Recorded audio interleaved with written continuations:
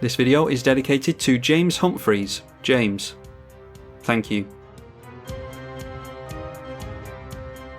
Krav the Unredeemed and Regna the Redeemer versus Ghave Guru of Spores, Thassa Deep Dwelling, and Emiel the Blessed. Yeah, I've been looking at making an Emiel deck, but made quite a few green decks and counters based decks recently, so I don't know if I'll bother. Hopefully we see a good list from the 7 Deadly Sins. I've no doubt we will, so he'll be able to do that on our behalf.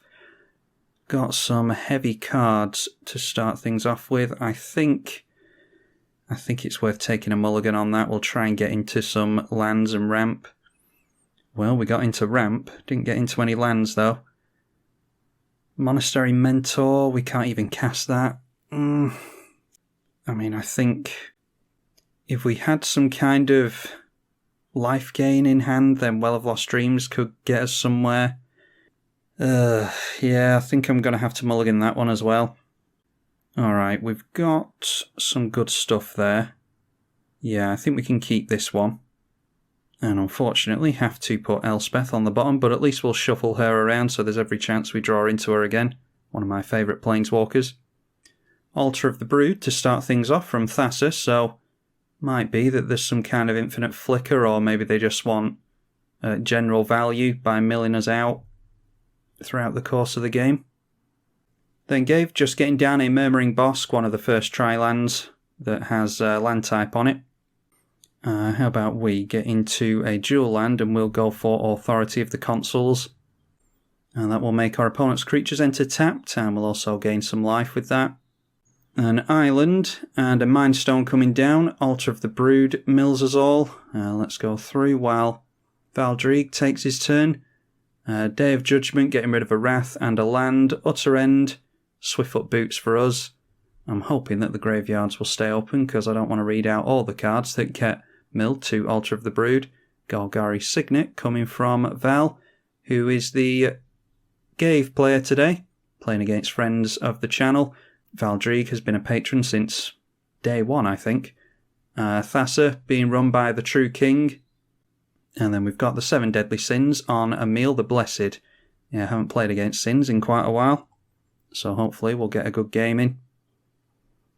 Now we get into Dark Prophecy. I think we'll go for Bloodghast, and maybe we'll draw into Skull Clamp, one of my favourite ways to draw cards in black. Sins gets out a Temple Garden, and the Mother of Runes remains untapped as you would expect. Now getting rid of our Elenda and a Smothering Tithe, so this Altar of the Brood is doing some work. Now the first commander of the game showing up, Thassa Deep Dwelling. Savra, Queen of the Golgari, an interesting commander in her own right. Coming down from Ghave, and we are slowly gaining life as more and more creatures enter. Alright, a Bitter Blossom, at least we can do something this turn. May not be destined to win this one, unfortunately. And then how about we swing in straight down the middle at King for milling us of all this stuff. Haven't played this deck in quite a while. I don't think we have all that much reanimation, if any, in this deck. Now, Wood Elves from the Celestia player. Naban entering tapped for the blue player, and that is a Panharmonicon for Wizards. So maybe went Wizards Tribal. And following things up with a Strionic Resonator. Milled out our Crested Sunmare. Don't think there was anything else of interest. Heroic Intervention has gone here. A Harmonious Archon in this direction. Basic land cycling off of the Sylvan Reclamation for the Junk player. And they got themselves into a snow-covered forest, which they play straight away. And then it is Nissa, Voice of Zendikar, going to start making some creature tokens, although they won't be able to chump block with them whilst the Authority of the Consuls is in play. Now we'll start to make our Fairy Rogues with the Bitter Blossom. Very much looking forward to the Rogue Tribal deck that I'll get to run.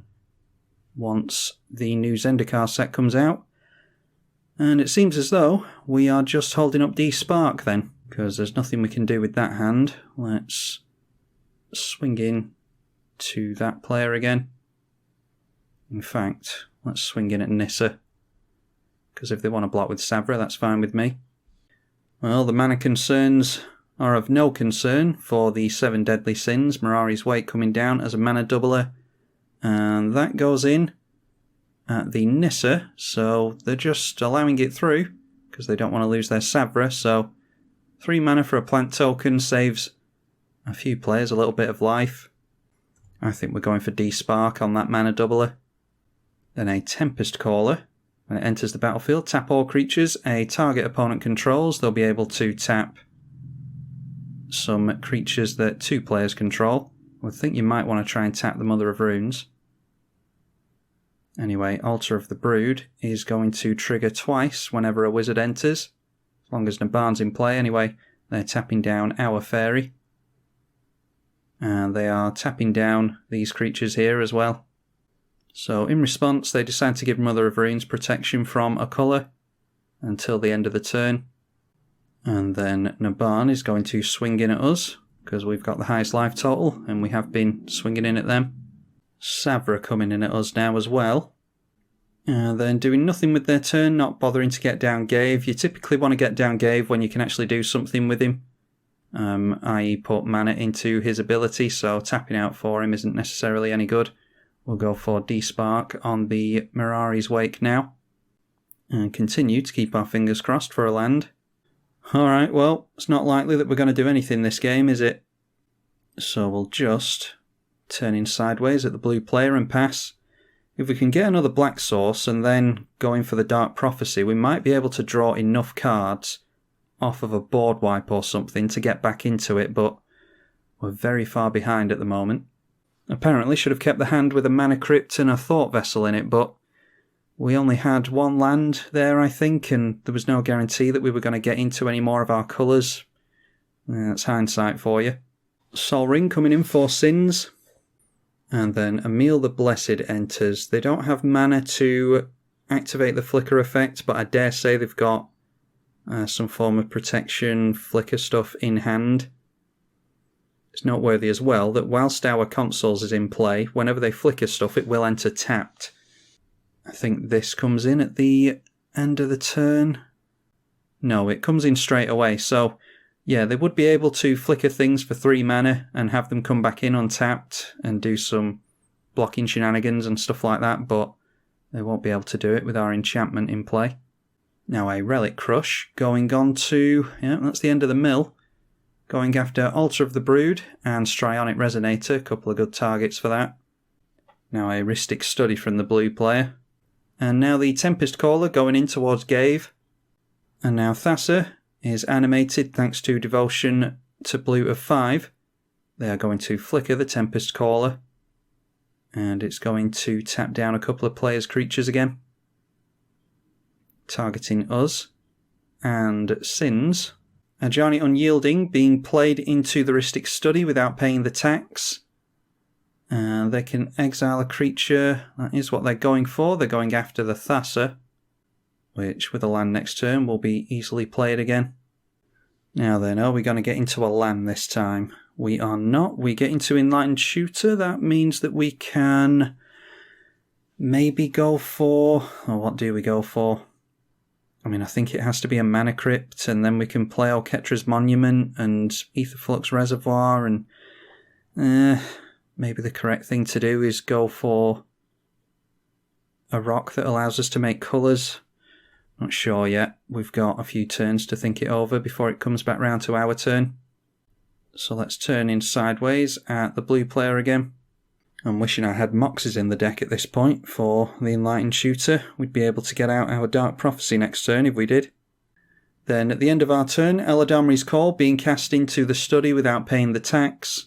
They'll be able to look for a creature and put it straight into hand. Something like a Knight of Autumn or... okay, Seaborn Muse, that's an all-star in this deck as well. I was thinking Knight of Autumn or Rex Sage would be good to get rid of some of the problem permanents that are in play. Seedball Muse being cast into the study, the tax being paid this time. Rhystic Study has got them into 2 cards so far, so already worth the 3 mana. And Emiel will not care about Authority of the Consuls now that the Seedball Muse is in play. Curious that they didn't pay the mana into putting a plus counter on it there, so it might be that they've got something in hand that they want to hold up, a swords or something like that. And then a 4/4 going in towards the Planeswalker. I imagine this gets blocked by a plant. The 1/1 Wood Elves is going in as well. So this smells like a combat trick to me. Because they could block the Wood Elves with the 2/2, and they do. And then going for Mother of Runes to give it protection. Yeah, that won't do anything. That just keeps their Wood Elves from being killed off. But they can be more liberal with the use of the Mother of Runes now because it untaps, as we see there, during each untap step with the Seedball Muse. Temple of the False God coming down for the blue player, and unfortunately they are a land away from switching that on. I'm sure they'll draw into another land with Rhystic Study.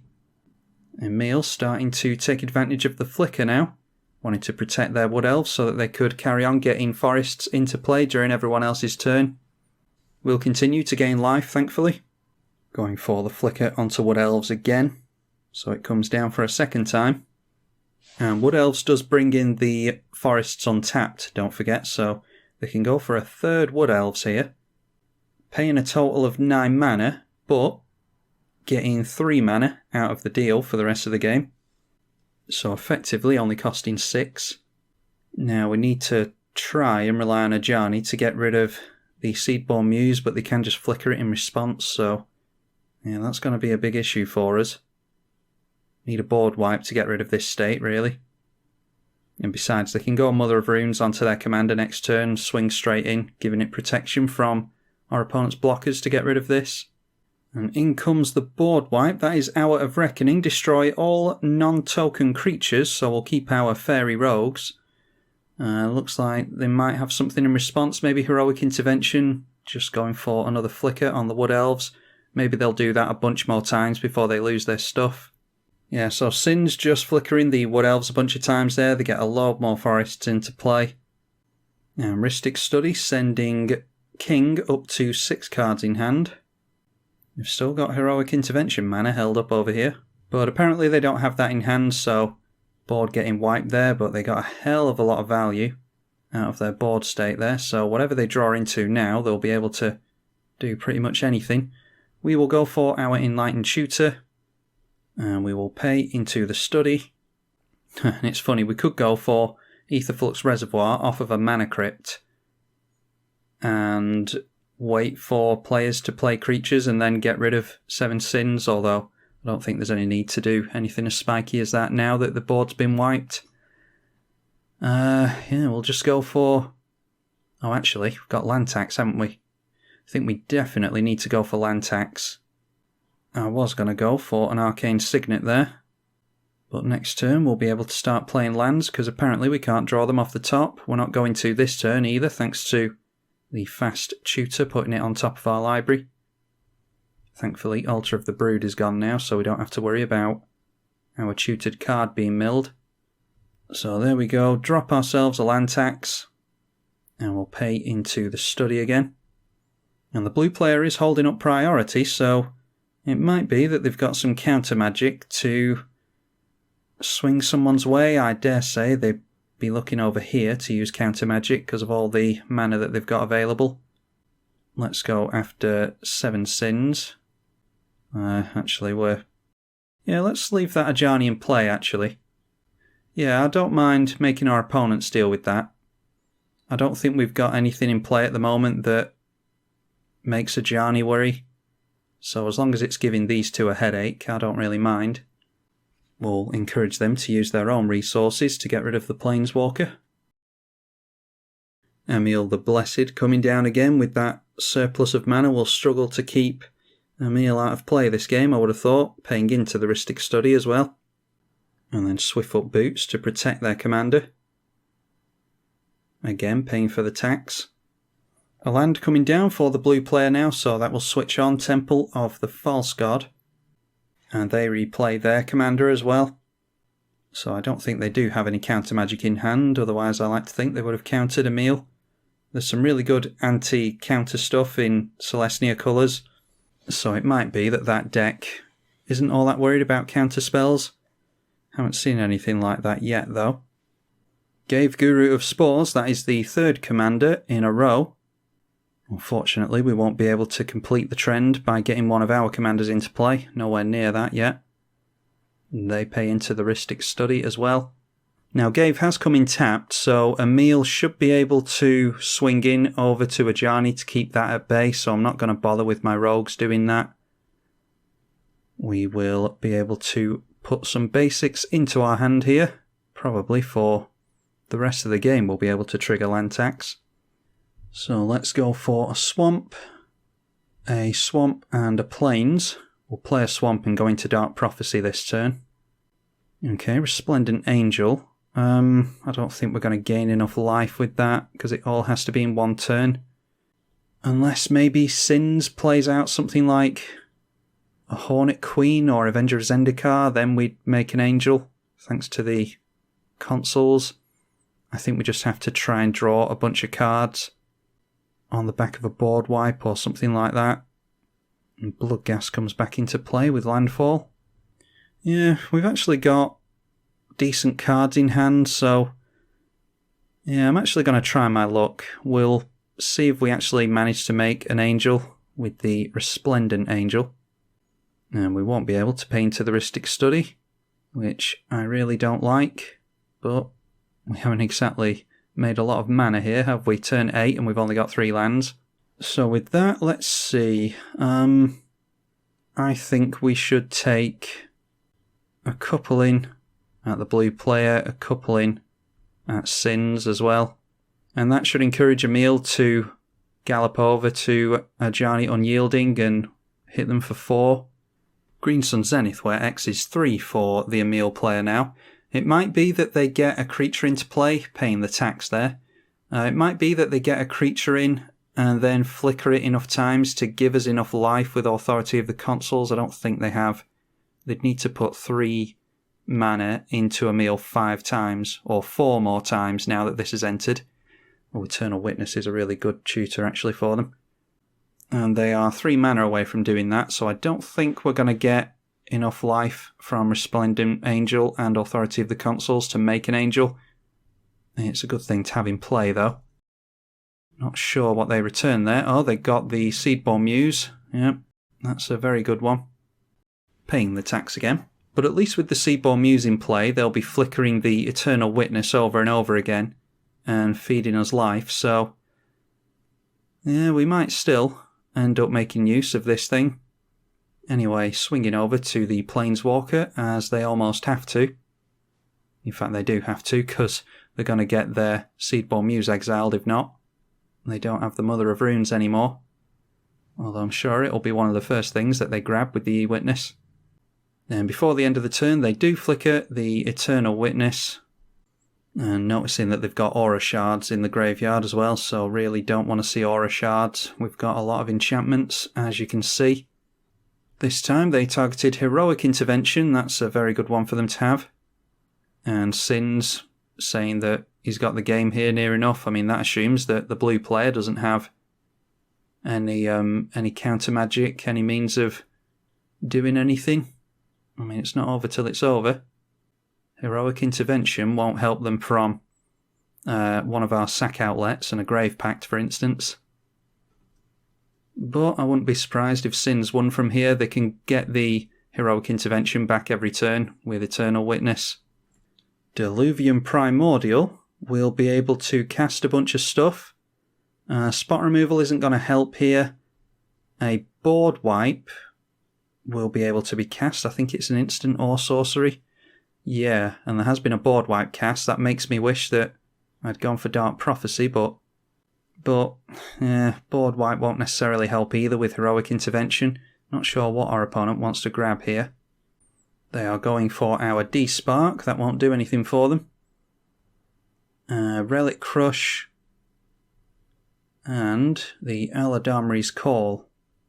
And in response to that, Emiel is going to flicker the Eternal Witness. They'll probably just grab the Eladamri's Call here so that they take them off of a tutor. And yeah, the Eternal Witness is targeting the Eladamri's Call, so that will fizzle the Diluvian Primordial on this side of the field. But they still get a couple of targeted pieces of removal. And then casting their Heroic Intervention, which they can grab back with the E-Witness. Alright, going after our stuff, Relic Crush is going on to the Bitter Blossom and Authority of the Consuls. I don't know what else they could have gone for there, surely. They could have gone for something else, maybe? I don't think they even bothered to go for the D-Spark. Yeah, it's still in our graveyard. And then Thassa flickering the Diluvian Primordial. So at this point, we want both the Sack Outlet and the Grave Pact to hit play. It's not to say that the Celestia player won't have removal for that. Swords to Plowshares going on to the Diluvian Primordial so that it doesn't get flickered. And then going for Eternal Witness again. I'll have a look through the log when they're done with that to see what cards they've got in hand. And actually, I know what we can do. We can go for, I've just thought of this now, the Aetherflux Reservoir. I don't think they have any life gain. So we can just go for the Aetherflux Reservoir and hit our opponent, knock them out of the game. It'll mean that we plummet down to 5 life, but it'll be something funny to do. Anyway, starting Valdreek's turn off with the Heroic Intervention. And with Heroic Intervention on the stack, they can do something in response if they've got spot removal. But then anything can just be flickered, so spot removal doesn't work here either. Alright, Decree of Pain. Unfortunately getting rid of all of our fairies. I was going to try and get some damage off over here, but yeah, I think we might just be going for the Aetherflux Reservoir to get rid of the Celestia player at this point. That kind of takes us off the Grave Pact plan as well, because, yeah, really would have liked to keep those Fairy Rogues in play.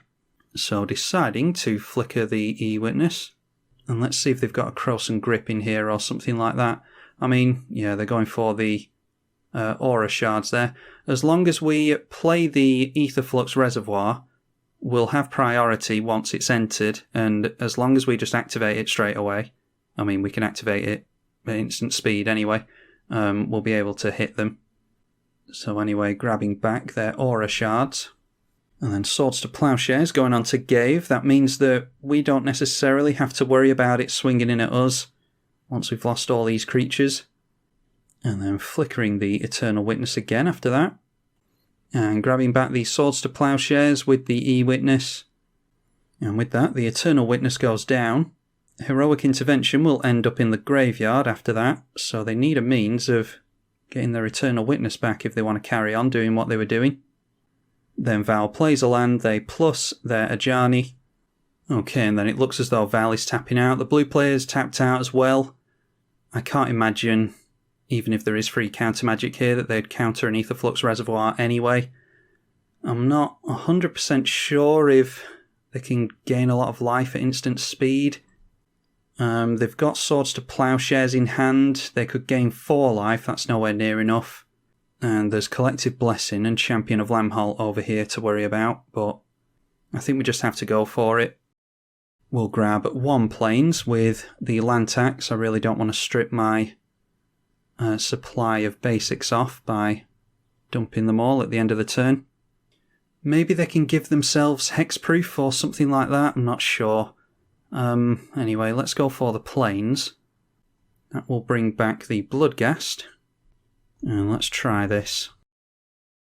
Giving the blue player a card again.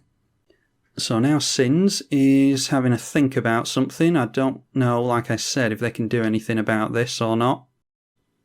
I've no doubt they'll be able to remove the reservoir. But whether they can give themselves hexproof at instant speed is anyone's guess. Sin's just letting us know that he's having a look through everything to see if he's got some kind of out here. Well, it hits play. So let's go down to 5 straight away. Point that at the 7 deadly sins and see if we can get rid of them here. Teferi's Protection would help them, something like that. Yeah, and we managed to get rid of them. There we go. It's not over till it's over. So, going down to a 3-player game. And let's attack this Ajani, because now we are going to have to start worrying about it. Yeah, our opponent says that he had ways of saving himself there, but didn't have the flash that, I don't know if it's in the deck, maybe they only have means of doing it to saving themselves on their own turn, I mean. Nyx Lotus from the blue player now.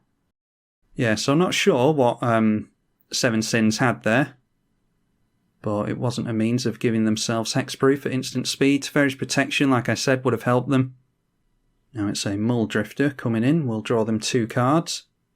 Back up to 7. I don't think they've been far below 7 in this game. And then Thassa flickering the Mull Drifter for another 2 cards. They don't have an infinite hand size, so they'll have to discard. Ajani plussing again. Hopefully we'll get rid of that next turn. Then Hornet Queen coming down, and they pay 1 into the study. Yeah, that's going to protect their Planeswalker very nicely. If we still had the Bitter Blossom, that Divine Visitation would be really good, as would the Castle Ardenvale. Let's just grab another basic out of the library.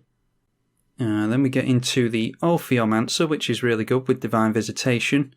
When do we get the token with this? It's each upkeep, yeah. So if we run out Divine Visitation, Oketra's Monument is really good as well. Yeah, we can do Oketra's Monument and Ophiomancer next turn. They can't get through to us whilst we've got this flyer in play, I don't think, and they might want our help getting rid of the blue player anyway. So let's drop a Plains. And we'll drop the Divine Visitation alone might make them swing in towards us, but I don't think there's any shame in losing this game. Gain a life with the Aetherflux Reservoir. Again, feed our opponent a card with the study. And then I'm not even going to bother swinging in. I suppose I could have swung in with Bloodghast. Yeah, in fact, I should have done that. Should have swung in with Bloodghast at the Ajani Unyielding, because we don't care about losing this. We'll get it back next turn. And maybe could have gotten rid of an insect from them. Yeah, so should have swung in there. Alright, Nevermaker. When that leaves play, that can get rid of the Ajani. Maybe they're scared of Divine Visitation, I don't know. Yeah, if we can survive until our next turn, Ophiomancer is a really good combination with Divine Visitation. As soon as this card came out, I put those 2 cards together in a 1v1 deck, and it's really, really good. You actually get an angel during every upkeep because Ophiomancer can't see a snake, because the snake has become an angel. So you just get 3 angels every turn. But Nevermaker may well just get rid of the Divine Visitation right here. No, they go after the Aetherflux Reservoir. There's no combo we can go for with that, apart from with Bolas's Citadel, but it's not really a combo because when we end up with a land on top, then that just kind of stops us in our tracks after we've made our initial land, that is. During Val's turn, go straight in for Ajani. Now Cathar's Crusade, that's really good for any tokens-based deck or any Ghave deck. And after that, going in for Champion of Lambholt, which they grabbed previously in the game, feeding a card over here. Oh, and there's a Crystal Shard here now as well, which I didn't realise. We'll have to... Yeah. Might have to forego the Oketra's Monument then, so that we can actually pay for the Crystal Shard when it bounces the Ophiomancer. They may well bounce our Angel now, so that these will turn in sideways at us. Yeah, they're turning in sideways at the blue player, as they probably should. They should probably try and recruit our help, because we're so easy to get rid of. Oh, and Aetherize. That puts them into the owner's hand. That does mean that they can replay their Hornet next turn, and they'll become massive creatures. With a Cathar's Crusade, this will be an unblockable creature, as will all of their others once they don't have Summoning Sickness anymore. Anyway, we play a land, play Ophiomancer. Yeah, we can grab another basic. I don't want to show my opponents the castle just yet because they'll be scared of that with the Divine Visitation in play. Okay, Endrick is really good if only we had the mana. Endrick and then play another creature to get a bunch of angels into play. Let's just throw out a swamp. And I don't think there's really anything we can do here? Yeah, I think we just have to go for Ophiomancer, and we'll hold up the mana for the Crystal Shard, because it is going to get bounced. Might as well pay into the study. Alright, yep, bouncing their own Nevermaker to get rid of the Divine Visitation.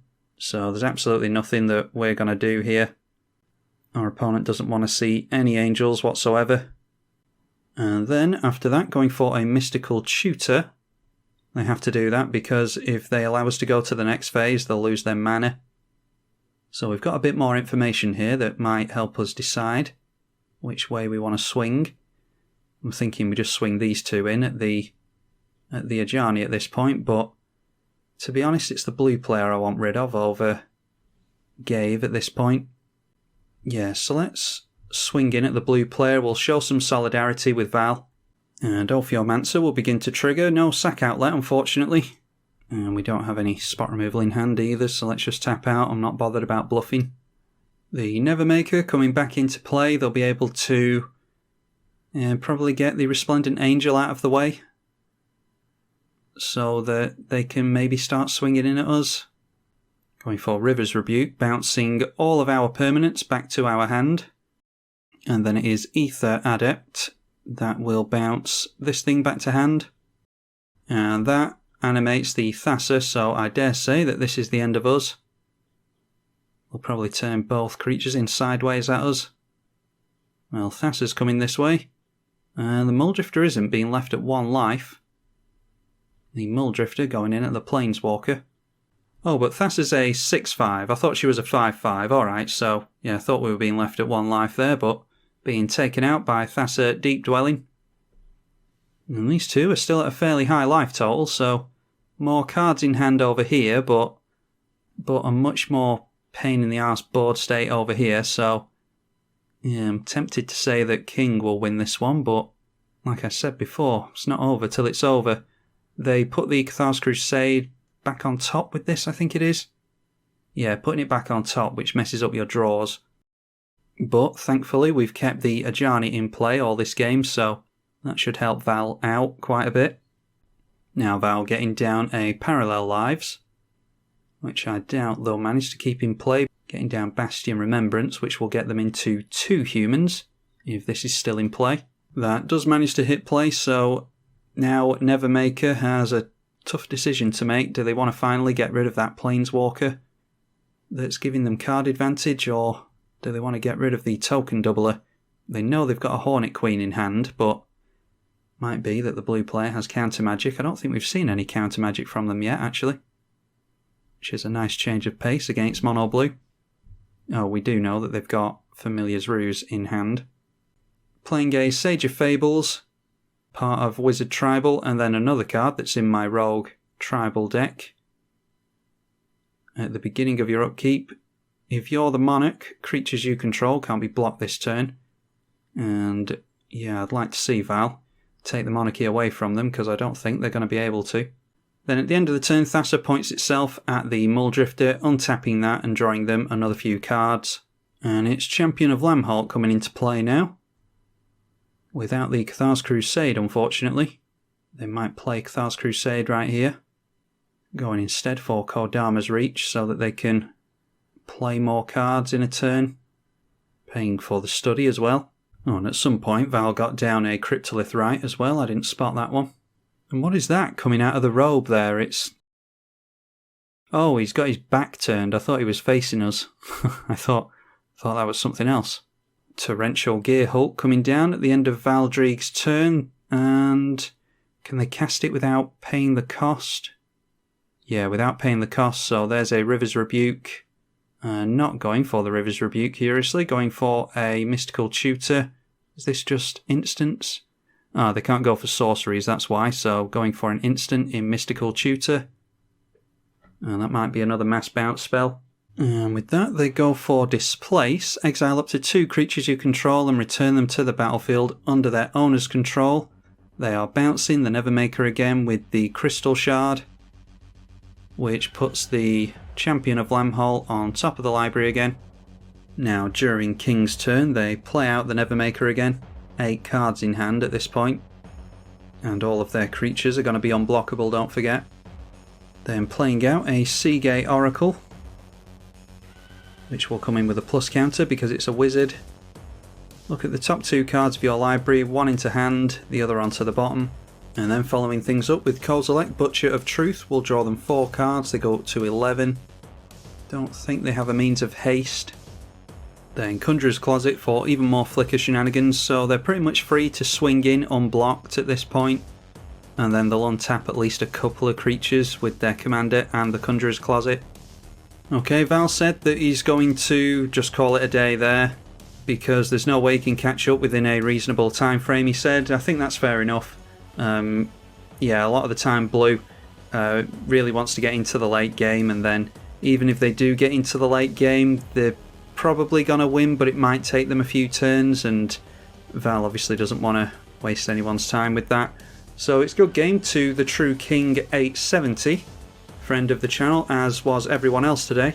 That went really poorly for us, but we got to see a really good Emiel deck, which I was hoping for, like I said at the beginning of the game, and then managed to knock them out of the game and allow Thassa to win this one. So hopefully you all enjoyed it. Be sure to let me know what you thought of this game in the comments section. Leave it a thumbs up if you liked it and hit subscribe, and I will see you all in the next one. I'm tribalkai on the EDH channel. Thank you for watching.